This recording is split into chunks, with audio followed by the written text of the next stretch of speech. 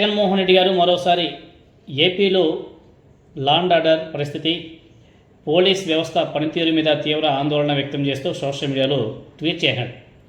రాష్ట్రంలో రాజకీయ అణచివేత కోసం పోలీస్ వ్యవస్థను దుర్వినియోగం చేస్తుంది ఈ కూటమి ప్రభుత్వం, ప్రజాస్వామ్యాన్ని ప్రమాదకర దిశగా నడిపిస్తున్నారు అని చెప్పేసి చంద్రబాబు నాయుడు గారి మీద తీవ్ర ఆరోపణలు చేశారు. తన ట్వీట్లో చిన్నారుల అదృశ్యమైన ఘటనలు, మహిళల మీద దాడులు, గిరిజన మహిళల మీద జరిగినటువంటి అమానుష ఘటనలు, లాకప్ డెత్ కేసుల్లో పోలీసులు ఎంత నిర్లక్ష్యంగా వ్యవహరిస్తున్నారో ప్రజలందరూ కూడా చూస్తున్నారు అని చెప్పేసి విమర్శిస్తూ, ప్రభుత్వాన్ని సోషల్ మీడియాలో ప్రశ్నించే వారి మీద చాలా వేగంగా కేసు నమోదు చేసి, రాజద్రోహం కేసు కూడా నమోదు చేసి అరెస్టులు చేసి నాన్ బెయిలబుల్ సెక్షన్ కూడా విధిస్తున్నారు. కాకినాడ జిల్లా తునికి చెందినటువంటి చిన్నారి జ్ఞానేశ్వరి అదృశ్యమైనటువంటి ఘటనలో ఇప్పటికే ఆచూకీ లభించలేదు. ఇది ప్రభుత్వ వైఫల్యం కదా. అలాగే పెద్దాపురంలో మానసిక దివ్యాంగురాల మీద లైంగిక దాడి, ఆ ఘటనలో కేసు నమోదు చాలా లేటు. అంతేకాదు నెల్లూరు జిల్లా కావలి నియోజకవర్గంలో ఒక గిరిజన మహిళ మీద జరిగినటువంటి దాడి కేసులో నిందితులను అరెస్ట్ చేయకపోవడం, వాళ్ళ మీద కేసు నమోదు చేశారు లేదు తెలియదు, కానీ వాళ్ళు ఇంకా అరెస్ట్ చేయలేదు. అంటే పోలీస్ వ్యవస్థ వైఫల్యం ఏ విధంగా ఉందో చాలా స్పష్టంగా అర్థమవుతుంది. సాయికృష్ణ లాకప్ డెత్, అదేవిధంగా క్రాంతి కుమార్ ఆత్మహత్య కేసు, గంగమ్మ తిరుపతమ్మల లాకప్ డెత్, కళావతి ఆత్మహత్య వంటి ఘటనలు ప్రస్తావిస్తూ ఈ కేసులో ఇప్పటికీ సమాధానాలు లేవు అని చెప్పేసి జగన్మోహన్ రెడ్డి గారు ప్రస్తావిస్తూ ప్రజల దృష్టి మళ్లించేందుకు ప్రభుత్వం డైవర్షన్ పాలిటిక్స్ చేస్తుంది అని చెప్పేసి ఆరోపించారు.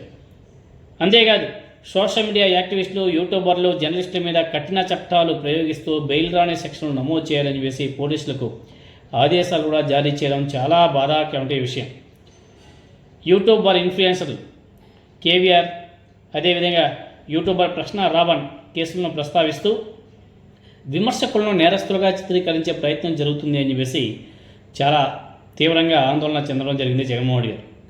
4 కేసుల్లో కోర్టులు బెయిల్ మంజూరు చేసినప్పటికీ ప్రశ్న రావణ్ మీద మరిన్ని తీవ్రమైనటువంటి అభియోగాలు నమోదు చేయడం, సంబంధిత పోలీస్ స్టేషన్ల మీద దాడులు జరిగినా, జనసేన పార్టీ నాయకులు కార్యకర్తలు వెళ్ళి పోలీస్ స్టేషన్ మీద దాడులు జరిగినా పోలీసులు మౌనం వహిస్తూ చట్టాన్ని ఏ విధంగా ఉల్లంఘిస్తున్నారో చాలా స్పష్టంగా అర్థమవుతుంది.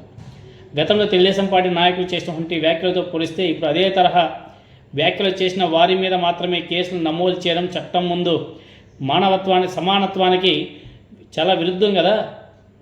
ఆంధ్రప్రదేశ్కు రౌడీ పోలీస్ రాజ్యం లేదా జంగిల్ రాజు అవసరం లేదు, ప్రజలకు భద్రత కల్పించే, బాధితులకు న్యాయం చేసే, రాజ్యాంగానికి లోబడి పనిచేసే పోలీస్ వ్యవస్థ కావాలి అని చెప్పేసి జగన్మోహన్ రెడ్డి గారు తన ట్వీట్లో పేర్కొనడం జరిగింది. లాస్ట్లో చివరగా హే రామ్ సేవ్ ఆంధ్ర అని చెప్పేసి రాష్ట్ర పరిస్థితి మీద ఆందోళన వ్యక్తం చేయడం జరిగింది జగన్మోహన్ రెడ్డి గారు. మొత్తం కంప్లీట్గా ఒక యూట్యూబర్ల మీద, అదేవిధంగా యూట్యూబ్ ఇన్ఫ్లుయెన్సర్ల మీద, సోషల్ మీడియా యాక్టివిస్టుల మీద పోలీస్ వ్యవస్థను వదిలితే ఇక ప్రజల్ని కాపాడేది ఎవరు?